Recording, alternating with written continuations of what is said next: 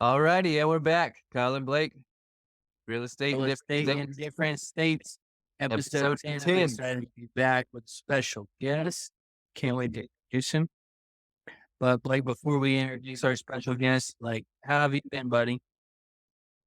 Myself, been very good. Let's see, it's Friday. It is my son's 10th birthday. We celebrated pretty good, and we're going to celebrate really good tomorrow. We have a birthday party for him. We have two water slides coming in, got a snow cone machine. Hopefully that can keep everyone cool because it's probably going to be around 115 degrees, feel like. So it's going to be a great day in Texas. But besides that, previous week, hung out with you a little bit. You flew down. We went to the Astros game with our dads. We went to the Golden Nugget. We didn't even gamble at the Golden Nugget. Then we rode home on a boat back to Texas. Pretty fun time. So I Yeah. don't see you all the time on the podcast, but I actually got to hang out with you. Yeah, it was a great time, buddy. Had a great time. And we But really we're not here to talk about us. So let's introduce our new guest, Andrew Pudlo. I said that right, buddy? I nailed it. Took a lot of practice. A few practice tries. Yeah. So Andrew, man, it's such a pleasure for you to be here and be on our podcast, our little show for all of our followers to hear about you.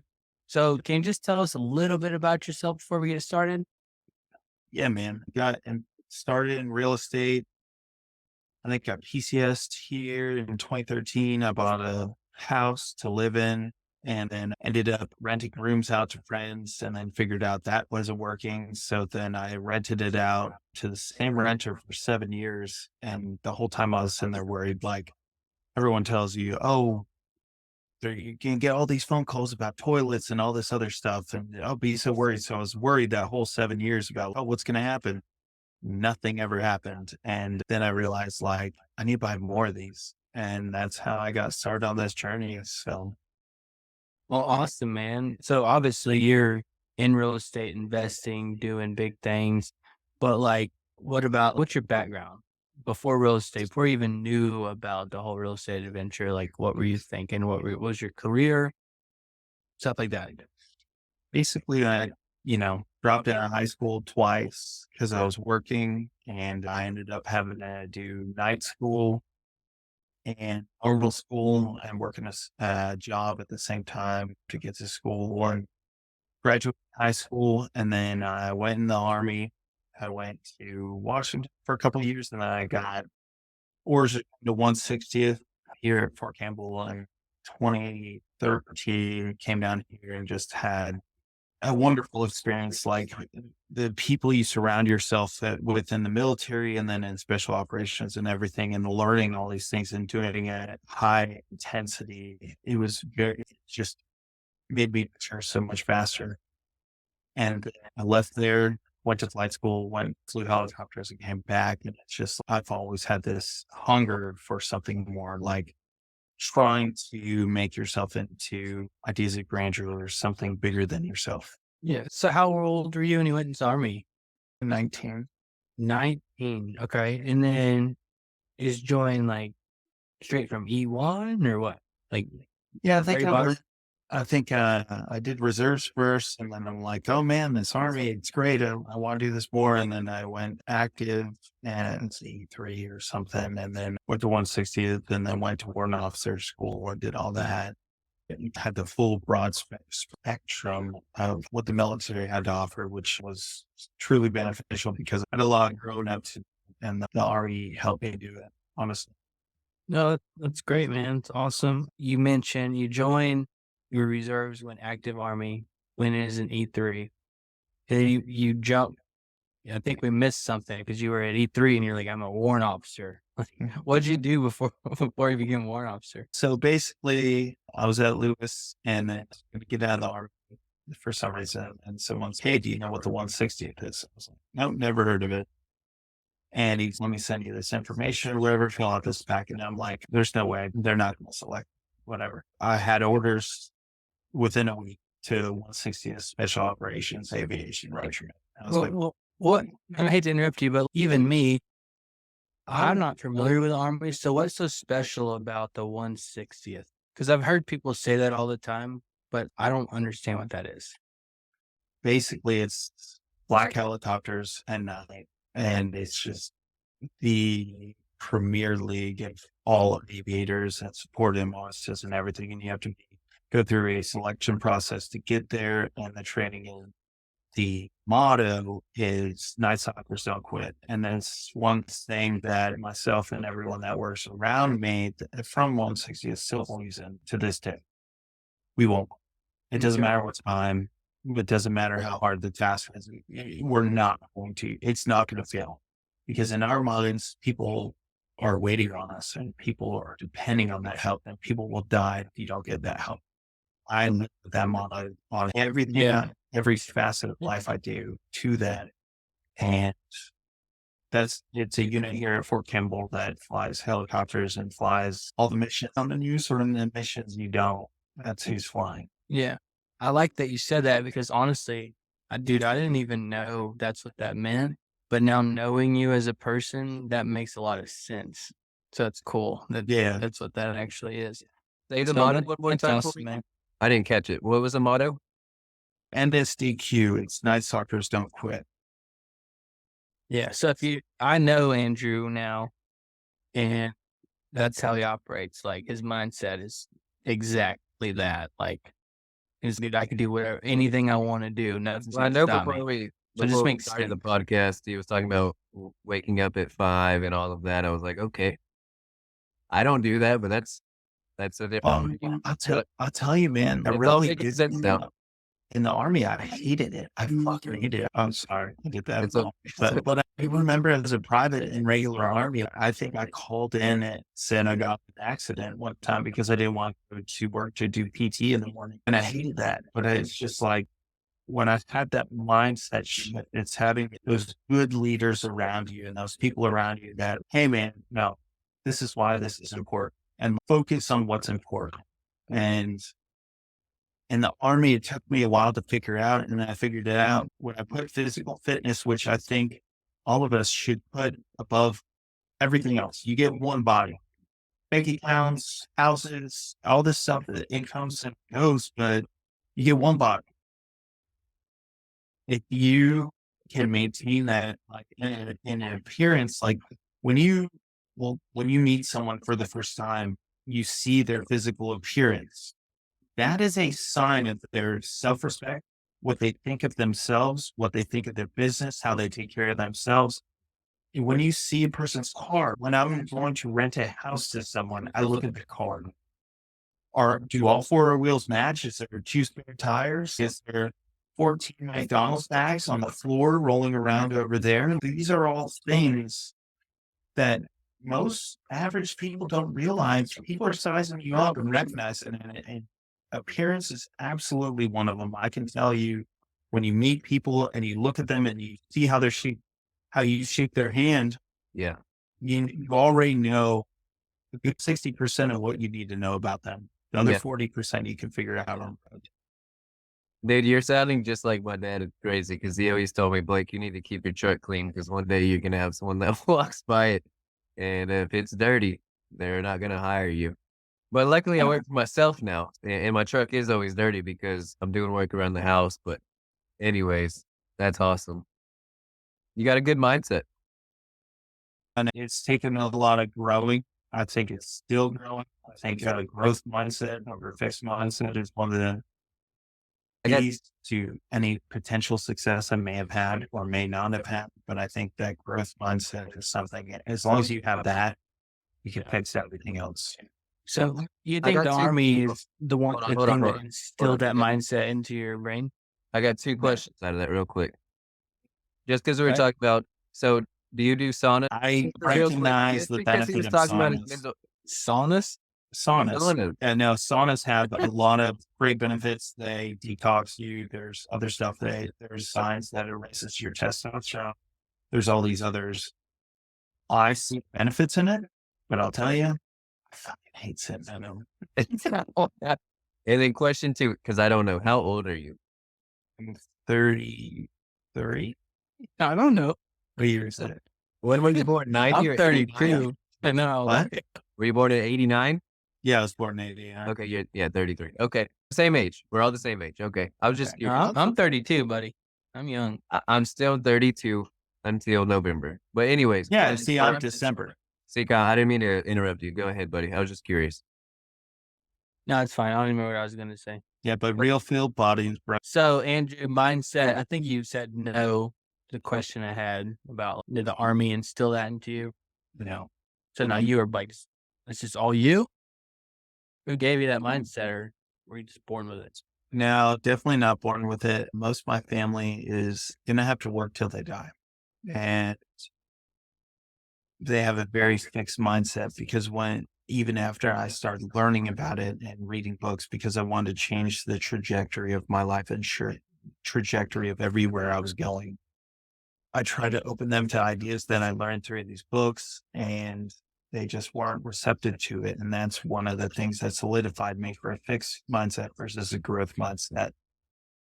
And I feel like the hunger for not wanting to live how my family lived Okay. is what drives it. I like that. That's awesome, man. I feel that as well as in my story. Let's get back to the Army, because it sounds like you had a great experience in the Army. It doesn't sound like you have. We haven't told us everything, but outside looking in, it sounds like everything was great. Yeah, because Kyle will So tell you that he did not, he was ready I to have get zero good things to say about my time. He'll say it out front. Yeah. Leading into the question, everything I'm saying, what made you get out? Why didn't you just do? Number one, how long were you in? Why didn't you do 20 years? Why didn't you do 30? What made you get out? So it's a multi-level questions. I was in for 14 years. When I was in 160th, I loved it. I loved all the people around me. You could trust anyone to do their job. He literally just told a group or a section or whatever, and he trusted them to do their job, and everyone worked like their life depended on it. I'm like, man. And then I saw these other pilots around me doing these amazing things, and I'm just like, look at them, they're just normal guys. And I'm like, well, I could do that. You think I could do that? I could do that. You're right. And like, fuck it. I'll try and get that. I'll just try it. Let someone tell me no. So I did. I put a packet in for flight school and I got accepted. I'm like, oh man, this could be real. So then I go and I do it. It's one of the hardest things I've ever done. And it was the first time in my life that I felt like I was going to feel like something. I was studying to the point to where I stopped going to the gym and I lost sight of who I was. And I was cramming, but I wasn't learning anything. I was saying the words, I was reading the words, and I wasn't learning it. And then finally I said, you know what? Wrong or indifferent, I'm going to be me. And if it works and if it doesn't. And so I stopped. I started going back to the gym in the morning, and I was meal prepping, and the little gaps I would have, I wouldn't be studying for 4, 5, 6 hours anymore. I'd be studying for 2, but my mind was right. My body was right. I was eating right. And then I would study for all my flight stuff and everything like that. And then in my free time, when I wanted to turn my brain off, I would listen to Bigger Pockets podcasts. And when I was turning my brain off, I was learning about real estate. And that was the catalyst, because then that's when I started doing better in school. And I realized that when I took those breaks and gave my brain that break where you're not just cramming it down and you give your body and everything, you're all one holistically. Like, I started getting better grades and I started doing it and I wasn't worried about it anymore. And then as an added bonus, I was learning about real estate. I was taking a break from learning about helicopters by learning about real estate. And then forget the rest of the part of the question. No, I think you hit the question. The question is why you got out, but I think you're Um, alluding to it. yeah. Sounds like that through learning how to navigate through warrant officer school, helicopter school, that you found your new self and you were able to start being yourself again. And then you started doing better in school. And then you found a new outlet or new thing you like, which was real estate. And I'm assuming, I don't want to put words in your mouth, but that's what got the gears going in your head. Oh my gosh, I need to get out and go do something else maybe, or Very Yeah. close. I'm doing some quick I, math right now. You said you started at 19 and you spent 14 years, right? So you just got out. Is that correct?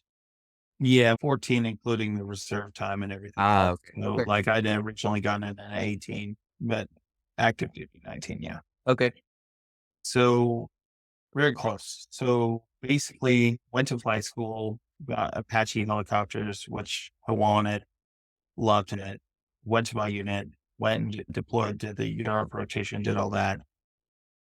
Absolutely loved the helicopter and everything else. I just regular Army moves at a different speed, and it just wasn't the intensity I needed or wanted. There's a lot of time just talking about things. You're not, the war's out. At this point, the war Yeah. is COVID. I hear a lot of guys in the armies talk about that. Ex fifth group guys, ex hardcore team guys Yeah, who were like they joined the army or then whatever they joined, Marines, Navy for the purpose of going to war. And the war is over. And it's like, what am I doing anymore? that's how I You know? felt because I'll be honest, I think I have like 2 deployments to Afghanistan, 2 to Iraq, Africa, like I've got all over. And there was like time and purpose, like it was worth it. And I was there and I was fucking and loved it. But now the war's over and we're doing all this busy work, but we're not actually doing anything. We're not helping anyone. And that's a problem I have. My, when I left 160th and everything else, my gears kept turning. Mm. I need somewhere to put that energy. I learned how to use my anxiety or whatever it is and put that energy towards good use. Fortunate or unfortunately, on the 4th of July in 2022, 21, I blew out my second knee. So I'd already had a knee surgery on one knee. I blew out my second knee. And they did a surgery on it and it wasn't successful. They gave me a surgery. The Army was like, hey, convalescent leave, visit free leave. You could still work while you're laid up in a sling. Here's the laptop, work. Oh, are you serious? Swear to God. Oh my gosh. It's a real thing. And at that point, I knew my value to them. Yeah. I knew what I was. And I'm like, okay, all right, fine. I did the work and I got everything done. And I realized how much they needed me for that. But when I needed me time, I wasn't going to get it. And then it came out that they messed up the surgery on my knee and that they didn't know the timeline. They didn't know what was wrong with it and they didn't know. And they at that point, they're like, hey, you can't fly helicopters, Mm. but you can still work and we'll keep you around. And at that point, I'm like, no. Yeah, because what does that do to you mentally? And I can't imagine because I'm just trying to put myself in your shoes. Like like you flew Apaches, right? I'm an Apache pilot trained to go literally kill people.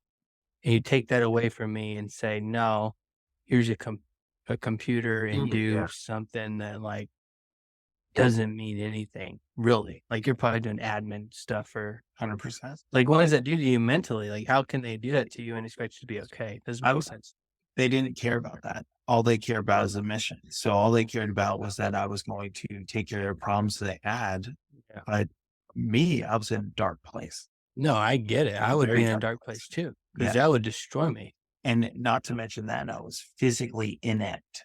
I was physically inept for war. And Yeah. I was having trouble going up and down stairs. I was having all this other, so like mentally, I was in a dark place. And at that point, I realized like these people don't care about me. And then they said, hey, or you can med board and we'll see how it goes. And I'm like, you know what? At this point, at that point, I had a few rental properties. I was working on an Airbnb and stuff like that. And I was like, you know what? It's been a good run. The war's over. I'll take my chances. And then I med boarded. I'm medically retired. I got 100%. And it's the best thing I ever did. It's still scary. Like I don't miss the Army. I miss the boys. I miss my guys. I miss the guys we're in the trenches with. I miss miss flying that fucking helicopter, the purpose. But I'll tell you, like, I'm on to something even bigger. And I'm trying to take that feeling that they don't give a fuck about. I'm sorry about the words, but they No, don't. you be you. Yeah. I like it. They If anybody doesn't like it, that's on them. Yeah, that's something that that feeling that you're just a number or you're just a pawn or whatever, that you just need to get the work done, trying to get rid of that. And that if you take care of the people around you, everything will be okay. I know my bank account isn't how I want it to look right now, but if I can take care of the people around me and make the world better around me, I know one day it will be. And even if it's not, I can live with myself. Yeah. And that's what's important. Dude, that was deep, man. I That love was it. beautiful. Yeah. That was Yeah. really beautiful. Like, I'm looking at my wife, she was listening to it too. She was like, damn, that was really good.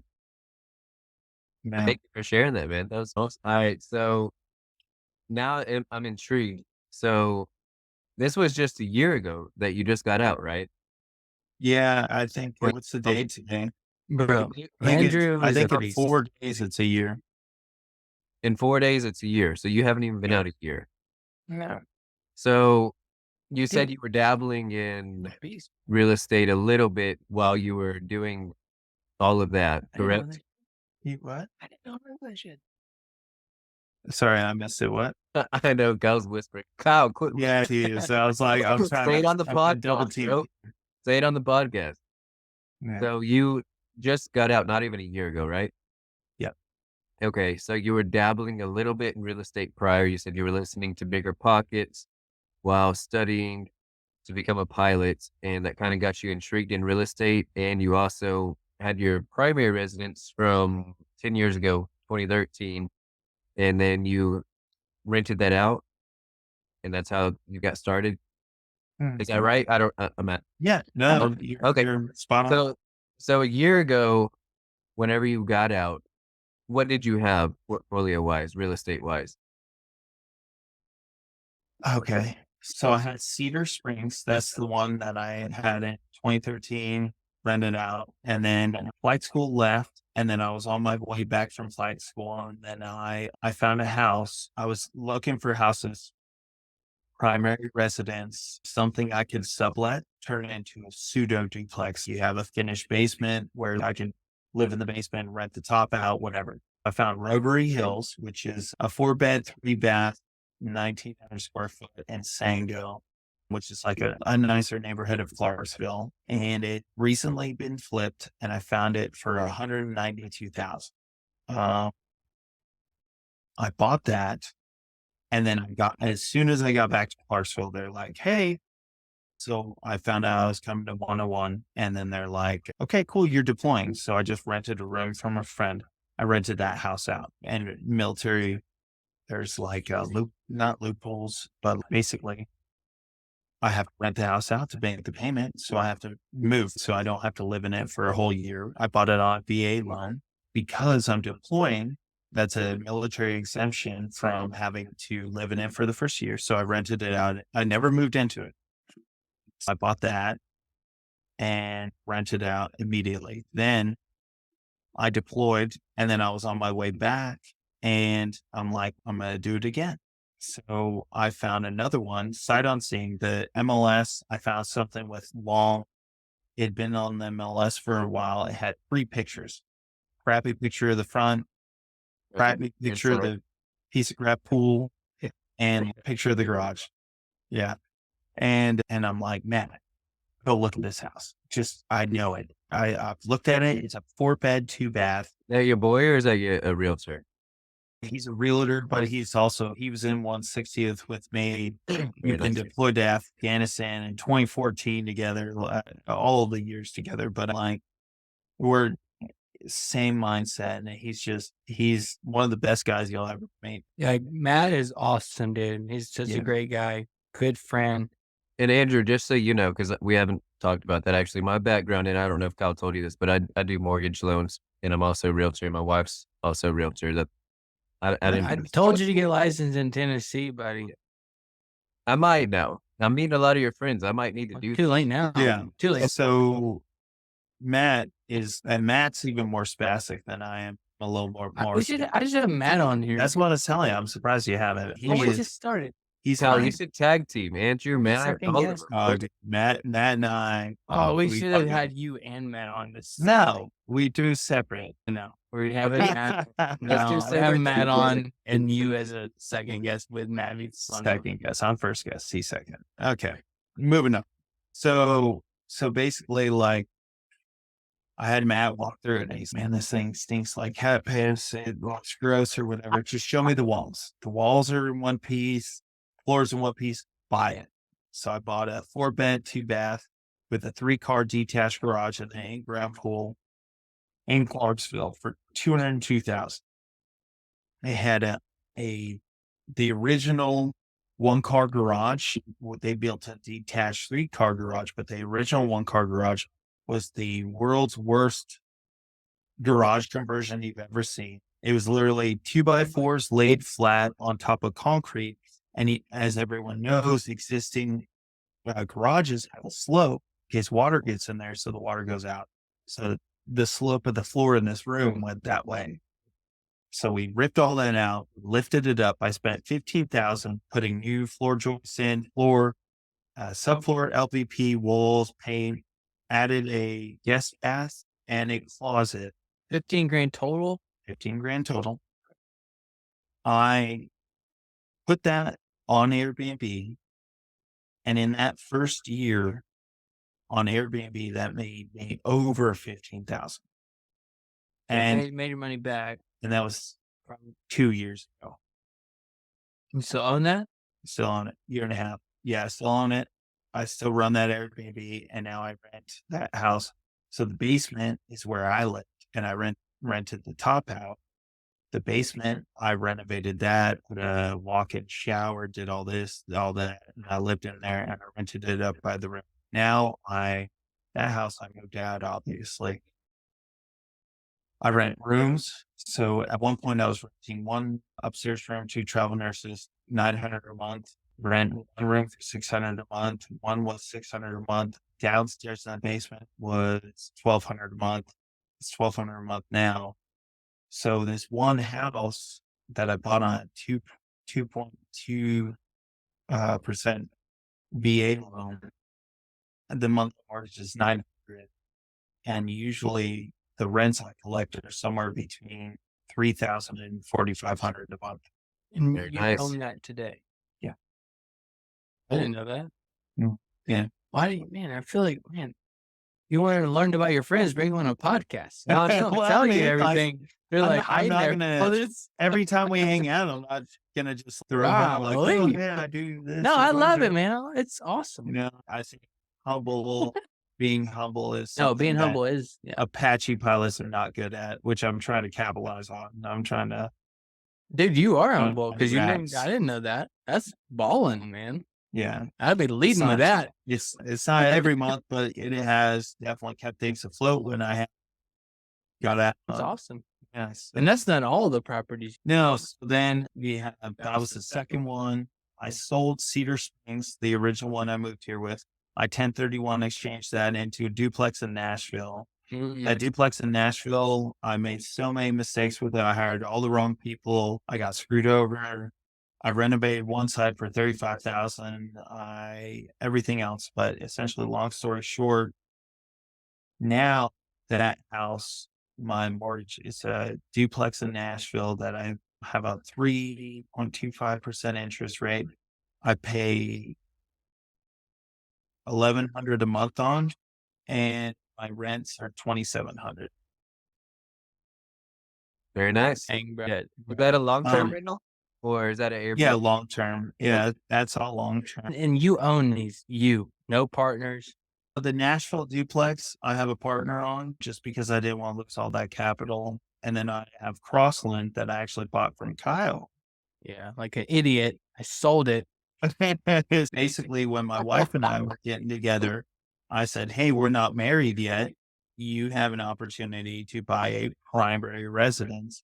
and Kyle was selling 2 houses. He had the one in Oak Grove, both renovated beautifully. Oak Grove Airbnb and Clarksville Airbnb. We tried to buy the Oak Grove one, and the appraisal was just too far up the gap. What did it appraise at then? I think it was like 155, and you wanted 85. But I don't. No, it was not that. There was a very large Yeah. gap. The point I'm just making is I did sell that for the same I wanted to sell it to you. No, And Matt Stell is the one who freaking fought the appraiser and got the value for because Parker's dad bought it. I remember. Yeah, and I've talked to them about that. I loved it because He fought and got it.